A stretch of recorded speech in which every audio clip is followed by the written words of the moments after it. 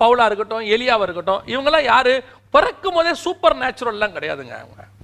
அவங்களாம் பிறக்கும் போதே செஞ்சு மாடலா செஞ்சு அப்படியே பரிசுத்தமா இறக்கி அனுப்பினான் இல்ல. இந்த எலியாவும் சரி பவுலும் சரி, அவங்க என்ன சொல்றாங்க தெரியுமா? நாங்க எல்லாரையும் போல ஒரு பாடுள்ள ஒரு மனுஷன் தான் நான், எல்லாரையும் போல நானும் ஒரு பிரச்சனை உள்ளவன் தான். அப்பேற்பட்ட யோபு உத்தமனும் சன்மார்க்கனும் நீதிமான் ஒருவனும் அவனை போல் இல்லை.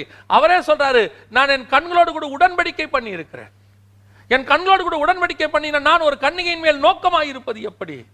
10 குழந்தை பிறந்த பிறகு அவர் கண்களோடு உடன்படிக்கை பண்றேன்றாரு. அப்ப அவங்களுக்குள்ள ஒரு பாவம் இருக்கிறது. அந்த பாவம் கண் அவர்களுக்கு விரோதமாய் போராடுகிறது. அந்த சூழ்நிலை நீங்களும் நானும் இருக்கலாம்.